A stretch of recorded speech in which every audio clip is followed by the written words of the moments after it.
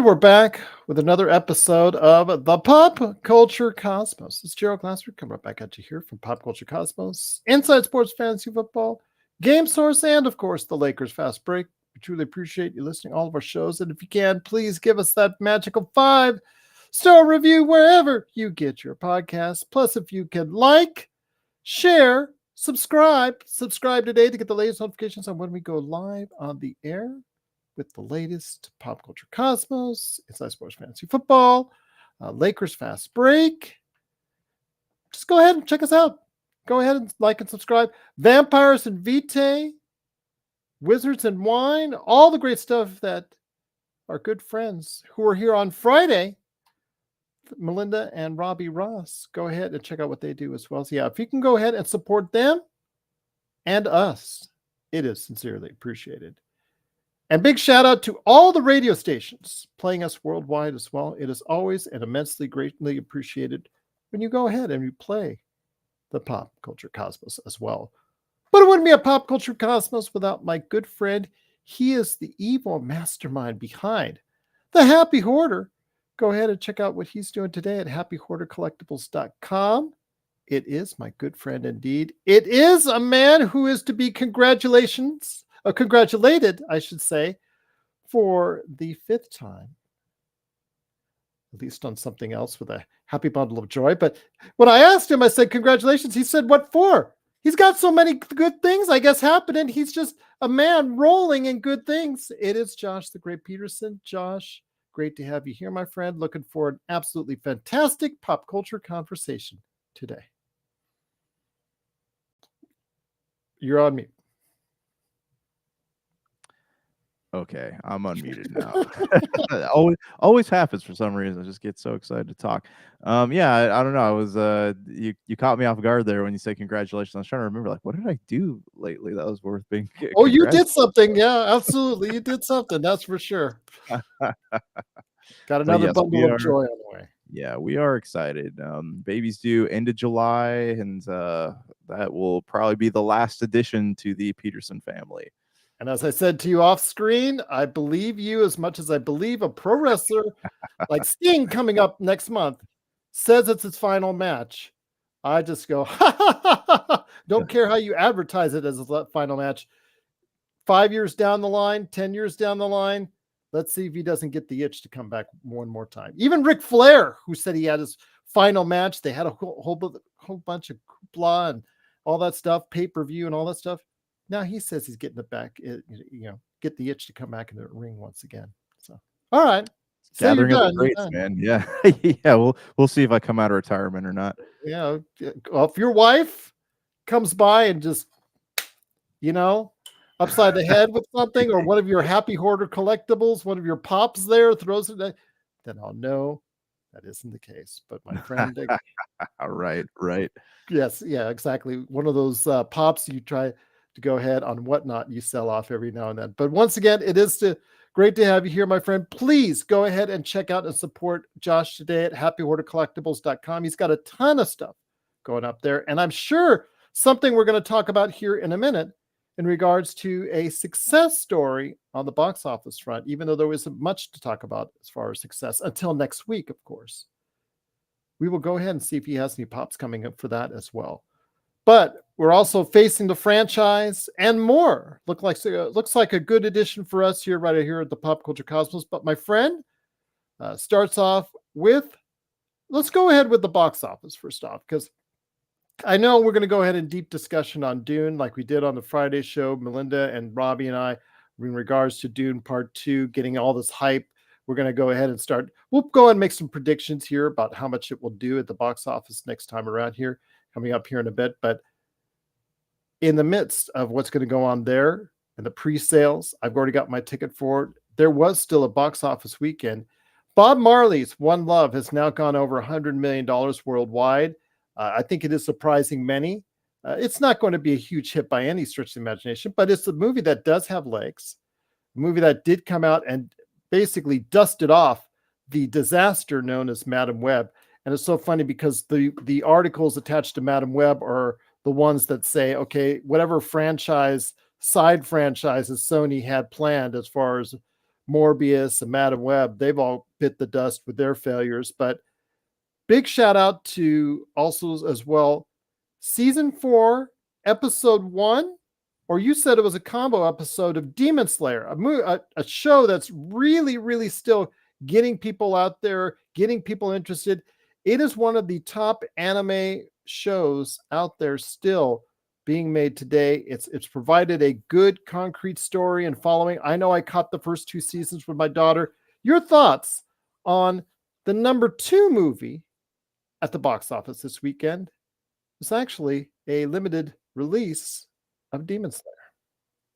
Yeah, it's funny if you look in the top like 15 films of the year so far, 3 of them are animes. You have Haikyuu, and then you have Mobile Suit Gundam Seed Freedom, and then you have the Demon Slayer film. But yeah, I mean, so a lot of people don't know this. If you're don't go to the movie theater expecting like, because they'll every time that like an anime comes out, they'll do an original film. Yeah, like Dragon Ball has Dragon Ball Superhero. Mobile Suit Gundam Freedom.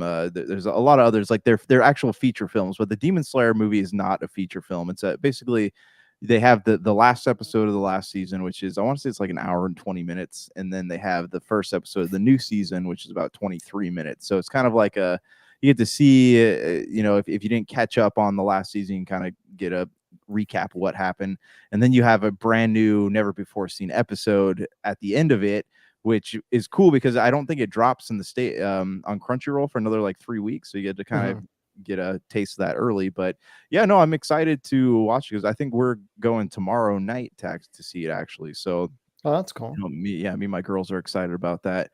And it's just nice to have more Demon Slayer. It's funny because the Funko Pops we're talking about, anime pops don't sell in the off seasons. Like when they're not playing new episodes, you won't sell any of those figures. But now that Demon Slayer is coming back, actually, we did a convention last weekend and sold a butt ton of Demon Slayer stuff. So that's nice. Now so I'm if waiting. the missus throws one at you, if another Yes. thing should happen again later down the line, make sure it's off season if it's anime. It's off.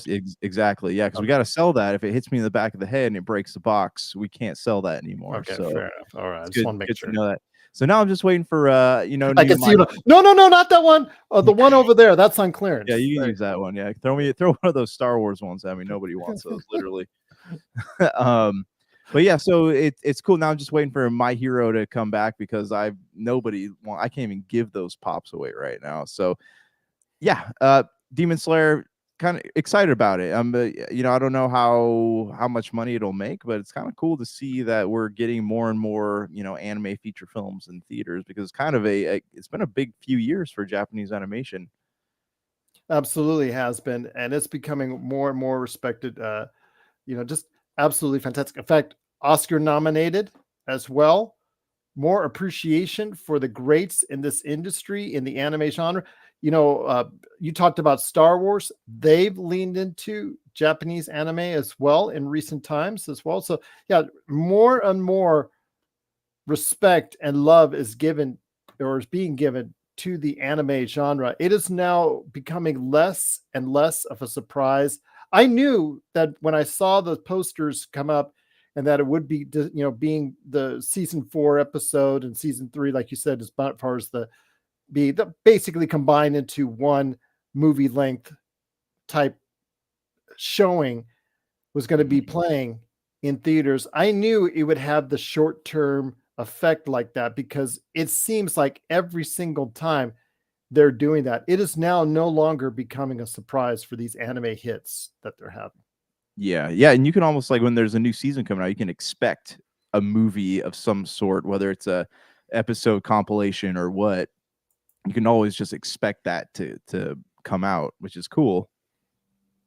But it was funny because you said that the number 1 worldwide at the box office for this year is a movie you and I probably 5 or 10 years ago would have seen displayed at the local supermarket or Walmart in the red box and just see it displayed as a straight to DVD movie in The Beekeeper. So tell me your thoughts on what has made The Beekeeper such an outstanding success. I think it's honestly the fact that you just don't have to think about anything when you watch it, because that's your typical Jason Statham movie. Like, nobody watched the Transporter movies and we're like, "Oh, this was amazing," but people watch them because they're cool and they're easy to watch. Much like what was discussed with The Mummy. It's just that you can kick your feet up, make some popcorn, or eat some candy or whatever, and just enjoy it. You don't really have to think about it. That's kind of, I don't know if Jason Statham's ever been in anything that's like overly. A Snatch was a pretty overly complicated film, but he's just in those movies. He plays those types of characters where it's easy to just sit back, and you at the end of it, you're like, no, you're not saying this was an amazing movie, but you're like, oh, that was fun.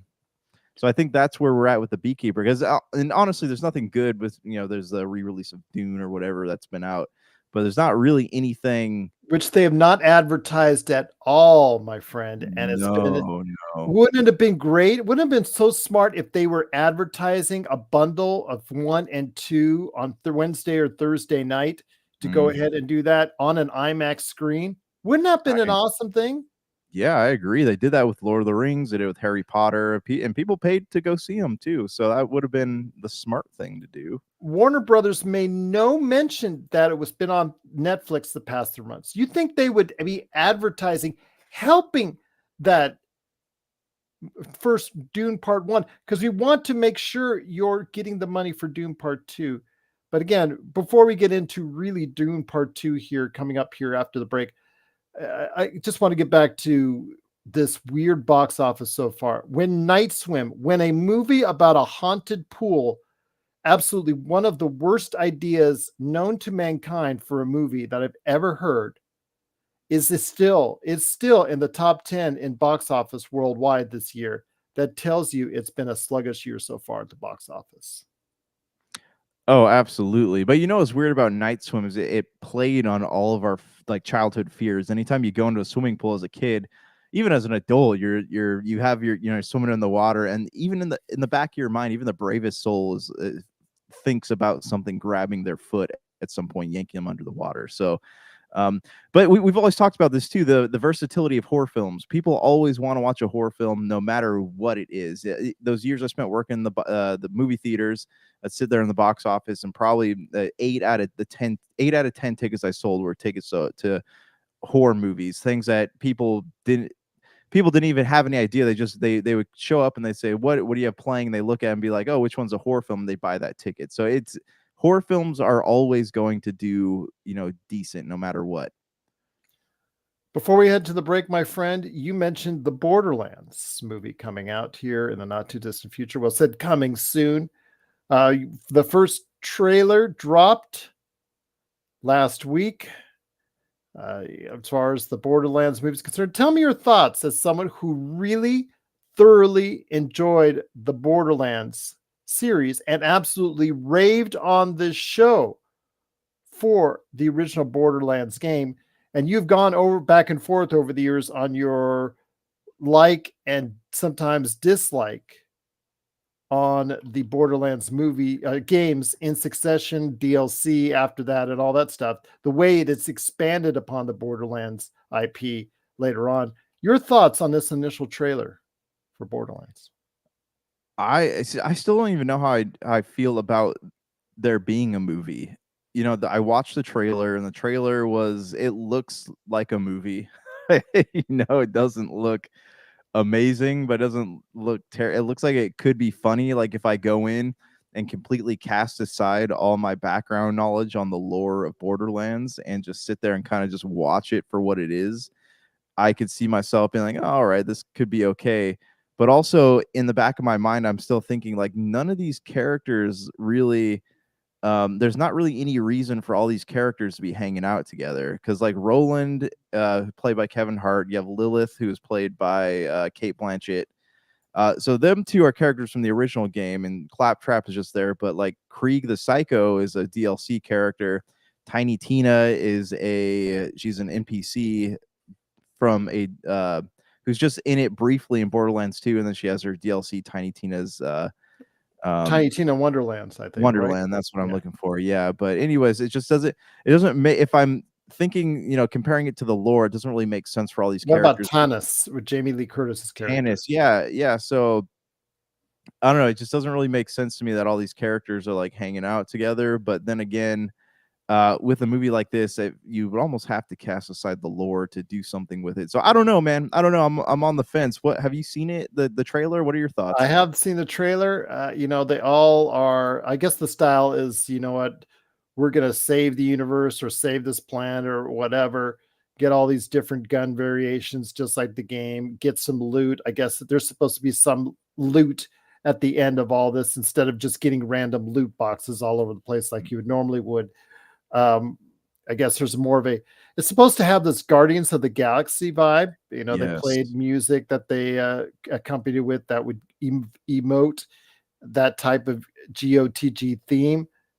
I guess it's all right, but they are really heavily buying in on the Guardians of the Galaxy vibe, the half serious tone of whatever's going on. You're Yeah. joking throughout the entire thing.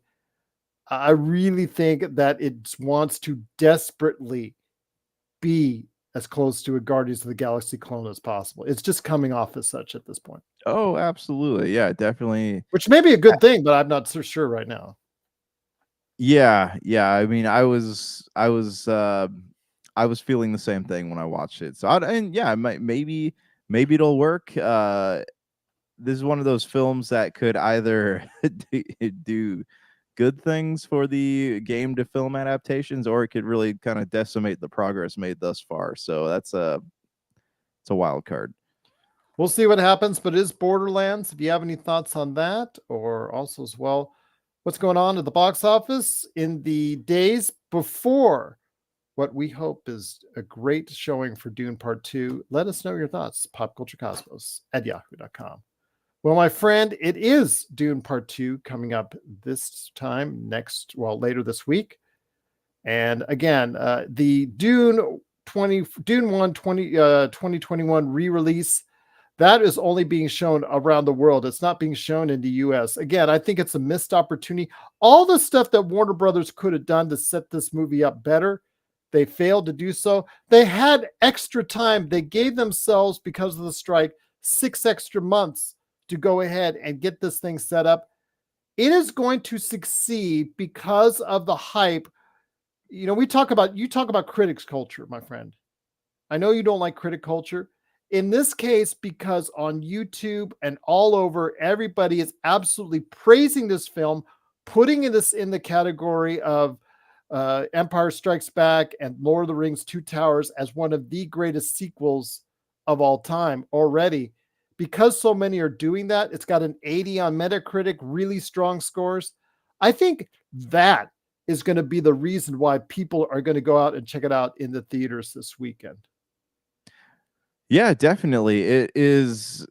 Because This I've is one of the few times that critic culture will actually benefit a film. right, right, and I think it's also like the first one got really great reviews too, didn't it? For the most Yeah. part, And for the yeah, most part, although it's funny because on these reviews, I watched a ton of them, and a lot of them are saying, well, I didn't like the first one. The first one was a Best Picture nominee. It was my favorite movie of 2021. It is my favorite movie, along with Everything Everywhere All at Once, my favorite two movies of this decade. That's how much I love Dune Part 1. I've seen it 5 times. That's how much I love that film. People like, oh, it's too slow, world building. I need you to have, blah, blah, blah, blah. They're now all saying that in hindsight. Well, the movie, again, was a Best Picture nominee. It was lauded and praised. But the problem is when it came out during the middle still of the coronavirus, obviously hampered box office returns, getting only around $400 million worldwide, my friend. We talked about it then. How that was a shame, how not enough people could go out to the theaters and see it, even if they wanted to. Hopefully they've been able to catch it since then. But yeah, it's just the way that people are just like checking themselves. Oh, well, I didn't, like it as much back then. This one's much better. This one's much better. I'm like, hindsight is 2020, my friend, in some cases. yeah. Well, you know what's funny? I think we've talked about this before. Like Dune is a product of that era in science fiction books. Remember they'd have fat books coming out or they'd be like set up in trilogies or whatever. And it was always like the middle part that was the most exciting. Hmm. And then, you had the first part would be like this giant world, the world building, whatever, setting the characters up. The middle part would be like where all the cool stuff happens. And the last part of the story would just kind of like fizzle out or make some weird time jump that didn't make any sense. That was what the Ender's Game books struggled with. But Yep. so I think Dune Part 2, like I know Villeneuve had said he wanted to make Part 3, but Dune Part Dune 2, Messiah looks like it. yeah, so it sounds like Dune Part 2 is shaping up to be like just that though, that exciting middle piece in the book that really gives people what they're looking for in a good movie, especially a good science fiction movie. And I think Villeneuve's the right person to deliver it. So I hope that this movie does really well. I hope it actually gets people into the theaters to watch it. Like this could be, hopefully this will be the first movie to cross $1 billion. And I can't say that it will because it doesn't have that like super franchise power that the MCU has and all that. But Mhm. who knows, man? It could be. I mean, Oppenheimer wasn't that either, and it slowly crossed $1 billion. But yeah, okay, correct me if you think I'm wrong, but Zaslav is the guy's name, right? That is running Warner Brothers right now, I think. Yes, And that's does correct. it seem to you? I know I'm getting these vibes that they're all about cutting corners, not corners, but cutting costs on things. So that might be why we're not seeing Dune being re-released in the US. It might just be a money thing, maybe. I don't know, because you're right, it doesn't make sense that they wouldn't do that. Or at least advertise it on commercials that it's on Netflix. Go to Netflix and say, can we do a 50-50 share on this as far as advertise, hey, catch this now before you see part 2 of it in theaters, because it's been on the past 2-3 months on Netflix. And it just seems like a missed opportunity, or catch it on Max, et cetera, et cetera. But Mhm. it seems like a missed opportunity. Well, the shareholders love them because Max, for the first time year over year, found its way to a profit. So it's the first real time a streaming entity, including Netflix, has made a profit throughout an entire year, posting $103 million gain, I think was the final end result. So whether or not we like or enjoy the fact that they cut cost and he's been at the head of it as far as the movies, like for instance, the Batgirl movie, Scoob, both those movies will never see the light of day because they were because of tax considerations. So, and the cutting costs everywhere as far as shows and things. The fact is they haven't even advertised Tokyo Vice season 2. You bet you didn't know Tokyo Vice season 2 was already back on the air, did you? I just saw a trailer for it like 2 days ago, and it's Just just saw a trailer. on. Yeah, I it's just haven't a seen the trailer yet, but I found out through various sources that it was actually on. So I've caught up with it so far, and it's really good. But you wouldn't have known that because they didn't advertise it at all. Right, right. Yeah, and Max is it's not the streaming service I thought it would be. I thought that it was gonna be something where they're constantly updating with new releases, but you go onto the new release section, doesn't change. It seems like it's been several weeks just being exactly the same. Yeah, So I don't know. I don't know, not my favorite streaming service right now, but also they've poured a lot of money into it thus far, and I think they're still hoping to see a profit, maybe. maybe. Again, they're seeing a profit right now, but a part of that was admitted because of the fact that they didn't have to put or make a lot with the productions being stopped because of the strikes. That also did something as well, because that also put more money in their pocketbooks because the fact they didn't have to spend as much on production on that latter half of the year because of the strikes as well. But my friend, when it comes right down to it, I'm expecting Dune to do big numbers.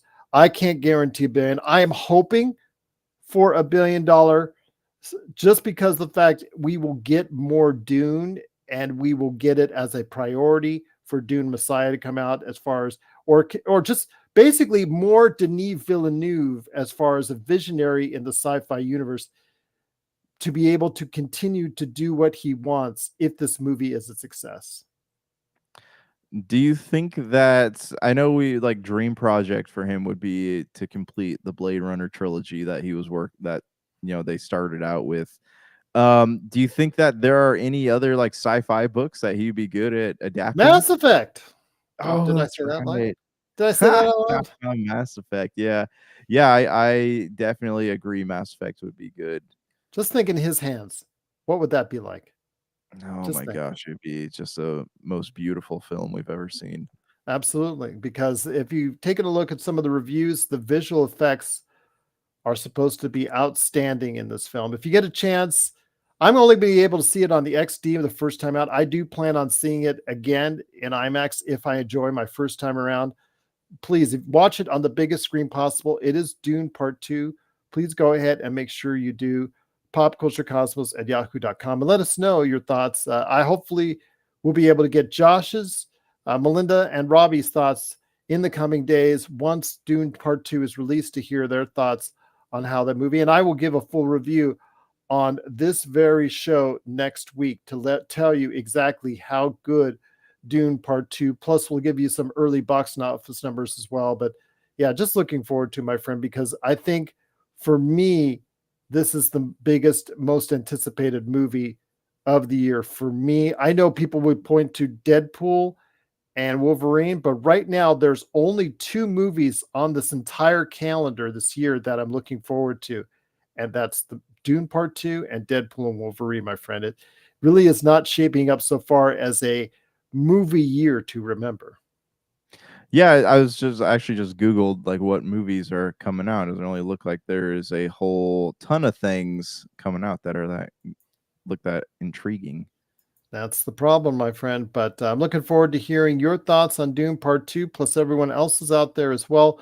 Please let us know your thoughts on Dune Part 2, popculturecosmos at yahoo.com. But coming up after the break, Josh and I are going to go into detail on Nintendo and PlayStation, what's gone on with them for 2024. And also, as well, we're facing the franchise with Harry Potter.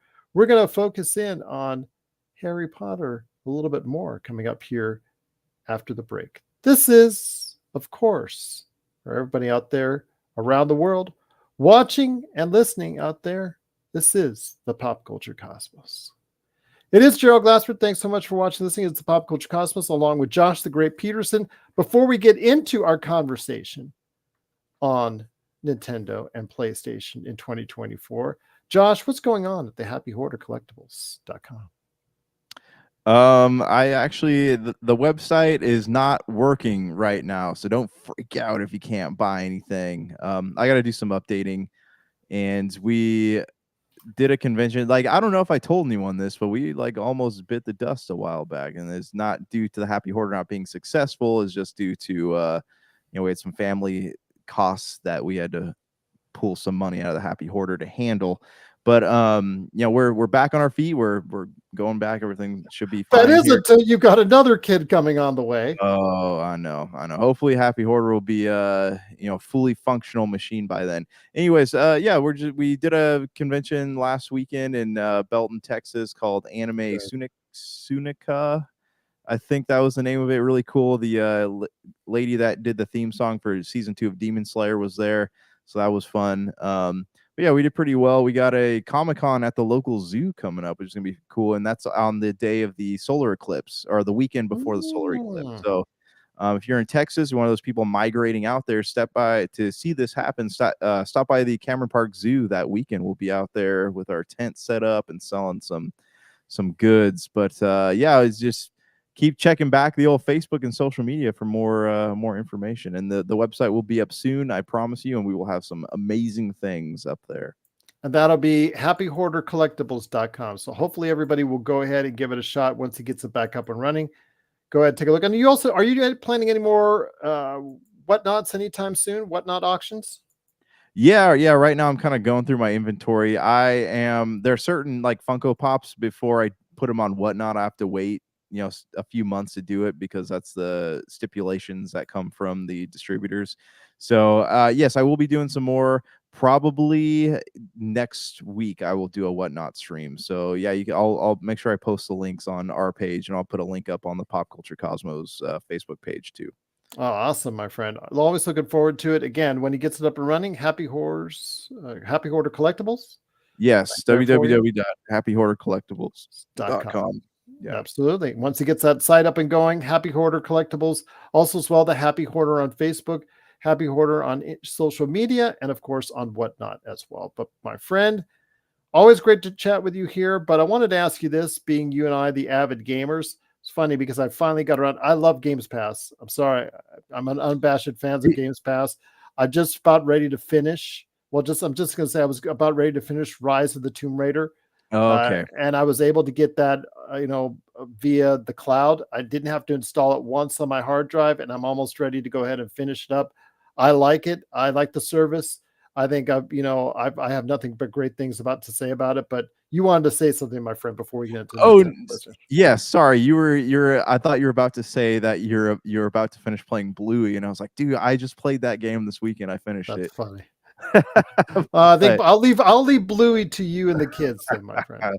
well, I downloaded it for one of our daughters, and then she wasn't home to play it yet when it finished. I was like, "I'll check this out." It's like a 4-hour game. I don't know. It reminded me of the old Rugrats PS1 games. You know, we can wander around Tommy Pickles' house and kind of collect all the rewards and stuff. So if you're an achievements person, it's definitely an easy game. But yeah, Tomb Raider, I actually really loved that remake trilogy. I didn't like how the third one ended because I don't really I think that the Mayan 2012 like storyline was kind of used far too much, but for the most part the games felt amazing. They played really well as Eidos Montreal, I think, put those ones together.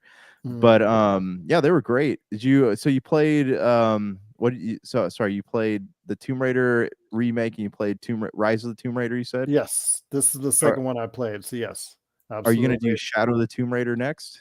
Probably if I get a chance. And then I'm going to get back into the BioShock because I was able to go ahead and purchase them for $8 on a sale that 2K is actually throwing out there, so you can get it really cheap right now for the entire BioShock trilogy. But yeah, looking forward to that. But Games Pass has really been a great deal for me, which brings me to my thoughts.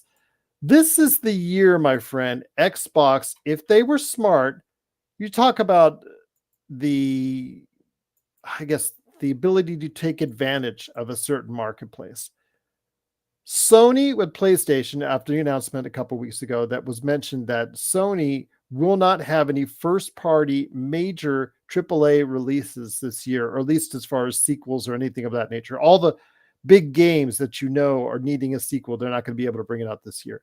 Nintendo, widely rumored and reported out there that the Nintendo Switch, whichever was delayed, whichever was announced, as far as having a delay, but the Nintendo Switch 2 or whatever going to call it, that is being pushed back into next year. This is the time for Xbox to do it now. But your thoughts on PlayStation and Nintendo? I understand Nintendo's probably going to have some type of first party releases this year that's going to wow and amaze, but for the most part, it sounds like, or am I wrong? Do you think they're punting both of them this year on 2024? Yeah, I think so. I yeah, because Nintendo is definitely there are a lot of whispers out there about the Switch coming out this holiday season. So I think that that is going to be a smart move for them. But also, it sounds too what I'm reading is like the last big Switch releases of this generation are going to be the Pokemon Gold and Silver remakes that they've been talking about. I think it's Gold and Silver, or could be White and Black. I don't remember, but yeah, from what I'm reading, and this is what all the the rumor mill is spinning around, that the Switch 2 is supposed to drop September or October or sometime. Until recently by Eurogamer and several reports saying it's been pushed back into Q1 or Q2 of next Oh, year. I didn't hear that. Yeah, I didn't hear Yeah, that. that was the most recent reports put out there. It was put out first, I believe, in South American reports, but was corroborated by several outlets, including Eurogamer, that it's been pushed back to next year, or at least the first quarter of fiscal quarter of next year. But again, it's never been announced, so we don't know, when, if it was ever intended to be coming out this year or not. But it's about time. It's about time that a new Switch comes out, because they've been able to bank and make money on the Switch for quite some time. Your thoughts, though, on this, my friend? It just seems, with all that's going on, even if PlayStation comes out with a PlayStation 5 Pro, Yeah. does it still seem like they're, with no software support or no real first party games that are on the horizon, unless we hear big announcements that say otherwise, that both Nintendo and Sony are giving up on 2024 as a whole? Yeah, I don't know, because you I don't know. Did you here it was a news article. Sorry, I'm stuttering, but there's an article that popped out. I forget who it was. It was involving the CEO of PlayStation, and he was saying that, or the person in charge of PlayStation, he was saying that we're not going to see any new existing franchise Yeah, titles, first party. at Yeah, that's least what I said. First party AAA sequels or anything yeah, like that. Yeah. until 2025. So I don't know, man. That's a great question. Like, part of me is hopeful that they end up having, because we got Final Fantasy 7 coming out at the end of this week. So I'm hoping that we are going to see Final a Fantasy 7 Rebirth, everyone. Just rebirth. Yeah. So I'm hoping we're going to see some games that maybe aren't attached to any existing franchises, but could be the beginning of something. You know how anytime we watch the Xbox conferences, I'm like, I always hope I want a new like AAA IP, and then you know they say like, hey, this is coming out, and we don't see it for 10 years. But PlayStation, yeah, I'm hoping that they're gonna do the same thing, or maybe even like a remake, because there've been whispers around about a new Spyro the Dragon game for years. So maybe this is the year that we're gonna get to see it. I don't know, man. I'm hopeful, but yeah, right now there's nothing really concrete that's coming out in this year that people are getting real excited for. There's a lot of JRPGs, but not really anything that's no heavy hitters like God of War or anything like that. Death Stranding 2, is that coming out this year? Death Stranding 2, that is not scheduled for release this year. Okay, all right. Yeah, usually you can check things out on the Game Informer site. Is pretty well informed. But yeah, I mean, I haven't beyond that, I don't know, man. I don't know. That's going to be a shame. So it seems right now with no release date inside, because it says 2025 for Death Stranding 2. So Okay. it seems like right now that Xbox has everything to gain. So if it does make headway, and I don't care if they don't care about their console sales, yada yada yada, they only want Games Pass. I care about console sales. I care about them still being a force in the industry, because when you have three entities such as Nintendo, Xbox, and PlayStation, yeah, I understand the console market will change in 10 years to be something completely different, but it does expand on the creativity. It does expand on the number of outlets that are able to go ahead and produce quality games. And with Xbox now seemingly with exclusives on the way for themselves, 3 or 4 at least this year, that could be advantage for them. It's just about them getting the word out, because their messaging is always very muddled and unclear. Yeah, that's why I have to go on podcasts and clarify what they're trying to say. Yeah, because I'm looking at Game Informer's site. I'm looking at all the game releases here, and there really is like nothing for PS5 that is coming out that seems to be like a big hitter. That is not also being released on the Xbox. So yeah, this is a very interesting thing, and I'm hoping that Xbox will make some announcements. Some of these big titles we've been awaiting for years, that they'll say like, oh hey, it's coming out this holiday season, because they do that during the summer months. They'll do their not state of play. What do they call it? The Xbox showcase. Yeah. So hopefully we'll get some news there. But yeah, I don't know. I mean, this is 2024 is not does not is not it's no 2017, if you know what I mean. It's no 2007. It's no 2023, which was a great year for gaming. I still think 2007 is the most monumental year for gaming, and you're not going to get me off that mountain because of what it did for the industry. But there has been some good games that have come out this year. I mean, Helldivers 2 has been amazing. That's a great success for Sony, and basically on the PC as well, getting as much as 400,000 or 500,000 concurrent players on Steam. It's been outstanding. Came out of nowhere. Yeah, absolutely. There's been some good quality games to come out this year. We got Dragon's Dogma 2 in the not too distant future. Third-party games are not going to be a problem. It's the problem of first-party games, and whether or not you will have enough from these three different manufacturers. And right now, if all goes well, Xbox will be the only one that can say they did their job this year. Okay, let me ask you a question. All right, because I'm caught up on the Halo series, and wow, Yes. man, I'm really, I never thought I'd be admitting this, but I'm really Here we go. I'm excited for this next episode to come out. I'm like, dang, like this is because they set up all this like backstabbing and betrayal, but then they don't make you wait, 100 episodes to see it play out like in Game of Thrones. It's kind of like an instant delivery of We of waited through one season of poo poo. I feel yeah. like I feel like I was in a sewer and I had to wade through one season Mhm. of garbage, coming up into a light as far as the second season concerned, which has been pretty good. Yeah. And then the last episode came out, The Fall of Reach, or the beginning of The Fall of Reach, Mhm. which is their by far and away their best episode ever. Which Mhm. again, there were some tropes in it, like the old lady with the store, talking about her history. Well, okay, there always has to be someone at the very edge of a whatever catastrophe.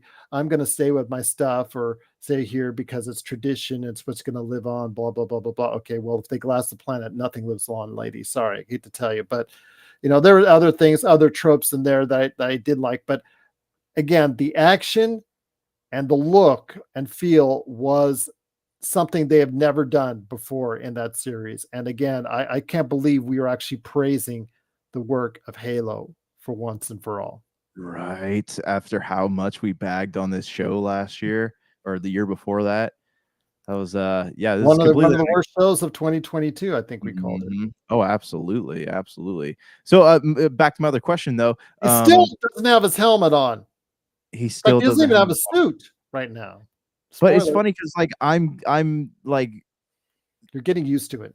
focusing in on this character, yeah, and I'm not even thinking about him being the Master Chief. He's just some big, like, buff guy that you just don't wanna see get shot by the Covenant, you And know? the other big, I mean, there was two big deaths in this latest episode. One of Mhm. them is to a character that's consistent with the video games that actually died in a different fashion in the video games. Are you okay with that? Yeah, that was weird to me. Part of me is, like, wondering if he's not actually dead Good because point. he's kind of a key player in getting the Spartans, and everybody off of Reach before it explodes, but also their suits are gone. So I don't know where that's unless like Catherine Halsey's gonna be like, "Oh, I got this closet, where I've been working on these new Mjolnir armor or whatever." But that all remains to be seen, I guess. Do you think? All right, let me hit you with two questions here. Mhm. One, do you think that this Halo show is going to inspire a Gears of War show? Well, Gears of War is already planned out, I believe, on Netflix Right. with Okay. Dave Bautista. Did they confirm that that was actually happening? I believe they have confirmed Oh, that's it was cool. mentioned last year. So as of now, I obviously would love to interview Dave Bautista to find out if it's still a go, but I believe that that's the case. But if I hear anything differently, obviously I'll report it here first. But the belief is that there is a Gears of War movie and or series that will be coming to Netflix down the road. So So back to gaming, do you think that Xbox needs to show something related to Halo or Gears this year in order to keep those franchises active and interesting? Or do you think that if they don't do something this year, at least show a movie trailer or something, um, do you think that people are just going to lose interest in these franchises for good? Because it's been several years now since we've seen any movement from either of those. oh, they blunted with Halo Infinite. Don't give me the season 1, season 2, whatever. I mean, the hardcores love the new seasons and all that, absolutely. But for the casual fan, you've got to present DLC. You got to present some type of story. And by the way, I just posted the Gears of War movie TV series adaptation. That was Oh, by Netflix. It's a animated series and a live action movie. Just to let you know. okay. Wanted to go ahead and mention that, yeah, the Halo Infinite, they've totally blown it. But yeah, it would be great if they at least announced something in the realm of Halo and Gears of War coming up in June later this year. It's a real slap in the face though, is that with Halo, people play it like it's not one of those like Call of Duty where you just like play the campaign for fun. You have a whole plethora of people who want to play this game because they love the lore and they love the campaign and they don't Halo Infinite, they did not pay much attention to that campaign. So I feel like they need to come back with like go back to the roots of what made Halo so good, and that was the actual campaign itself. We'll see what happens, my friend, but it is the Sony PlayStation's woes. Are you okay? When you heard the comments made by the vice president of Sony, because there is no president of Sony right now, I want to ask you this: when you heard that the PlayStation's on the second half of its life cycle, that was the comment that was made. How did that strike you, as someone who did buy in and reported on this show that you did buy into the scalpers and bought the PlayStation 5 early on when it was very, in scarce supply? Yeah, you know what? I don't actually regret buying the PlayStation. I paid $200 extra for it, but that's because I really wanted it, man. Um, but yeah, I don't know. It just made me feel like time has gone by really fast. Because then the Xbox One and PlayStation 4 were 7 years, I think that Yep, cycle and that's lasted. we're in about closing in on 3.5. Oh, that's crazy. That is crazy. So I don't know. I hope that we still get some like really kick butt games come out before this thing ends. Once again, it is the Pop Culture Cosmos. Thanks so much for joining us. It is Gerald Glassford along with Josh Peterson. But before we head on out, it's been a great episode, my friend. I love how the fact that we don't always go in with the strict notes for pop culture, because we always let it play out to what's current and what's out there. And it's always good that we can go ahead and chat about it, because again, that's why we do this show, because you and I love talking about pop culture so much. But before we head on out, it is our continuing series that you started, my friend, Facing the Franchise. Where are we at with Facing the Franchise with Harry Potter? All right, so I want to talk about the first three Harry Potter films today. So 2001, we got this little movie based on a franchise nobody had ever heard of called Harry Potter, and it's actually directed by Chris Columbus, who did Home Alone. I I will be honest with you, like I did not watch this movie until I want to say until the fourth movie came out. I watched it before I went to go see the fourth one, but I don't know. I was just like I was never a fan of movies based on books that I really loved, because I've always felt like it kind of ruined it for me. But then there's so much hype over the Harry Potter franchise that I actually went over. Sorry, as a movie franchise, I actually went back and started watching. I was like, oh, this is actually for a film adaptation. This movie is actually pretty good. Did you watch it in theaters, or where did you first Yeah, see the first Harry Potter all movie? on TV. I've only watched one Harry Potter movie in TV. I think it was in the movies, Deathly Hallows Part 2. Everything else I've caught on TV.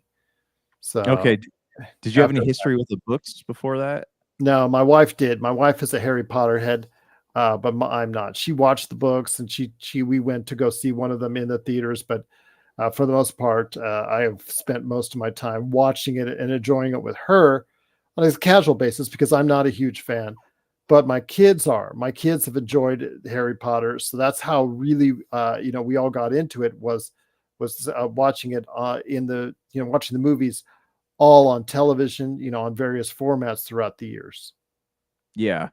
Right, right, and that's kind of where, yeah, I borrowed the DVDs from a friend and I watched them. Like that's where I got started on the actual film franchise. But because so looking back, there are the first two movies. You have the Sorcerer's Stone and the Chamber of Secrets. They do not. The production value seems very low on those compared to what eventually came. Do you after watching, so if you were to go back and watch the first one back when it came out, would you have thought to yourself like, oh hey, the rest of them, this is going to be what the rest of the films look like, or would you have thought like, oh, this is going to slowly start getting bigger and bigger? It depended on the age of the children, how they age out. That's always because that's Yeah, always a risk. How well do these kids relate to the audience as they get older? Sometimes they just lose their charm. It's no, not necessarily through any fault of their own, but maybe it's because their interest in acting, what have you. Because we've seen child actors disappear, they go off and they have regular lives, or some of them they just don't stay with it. But I understand that they were probably contracted for all these movies well ahead of time to go ahead and have to be a part of them. But they did agree. The kids are the most imperative thing as far as how they grew up and were able to go ahead and relate to the audience continuously throughout, and have you still buying into whatever was going on around them, and their interest level. They may have weaned themselves or may have gotten tired in the older movies of being there, doing the Harry Potter films. I get that. I understand that. I mean, just talk to any Marvel actor as far as all the Marvel movies that they were right. contracted to do back in the day, last decade. But they did such a great job talking to the audience and conveying to the audience that they were still very much capable of handling things and handling the dark forces in those films. That's why I think I find the Harry Potter films a good watch. Not as compelling to me as other film franchises, but still very good to watch. And obviously the reason why they're so successful today. Right, right. And with these with child actors, and you're doing, especially if you're doing a long series, you have to be quick with like pumping these movies out. So you had, Sorcerer's Stone came out in 2001. I thought it was an all right movie. It's not my favorite to go back and watch. I usually fall asleep, but None just of because, them are to me are great movies at all. They're yeah. popcorn flicks to me, Mhm. pretty much. Yeah, well, I mean, the Sorcerer's Stone feels a lot like a kids movie, and I think originally it was designed to be a kids movie. Yeah.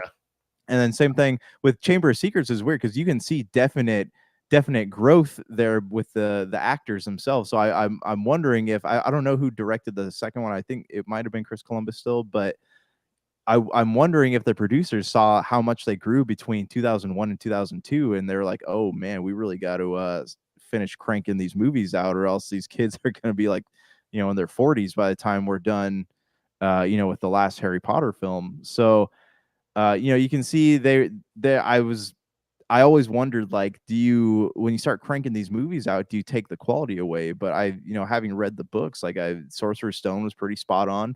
Chamber of Secrets was pretty spot on. And then we moved on to Prisoner of Azkaban in 2004. So they took a 2-year break there, but that was when the production value really started to go up with these films, and they got darker, and you can see like the set pieces got bigger, and the I guess you said the color palettes, like I always talk about, got You and your darker. color palettes. I love me some color palettes, man, but they were definitely, it was about the third one where you could see where the franchise was headed.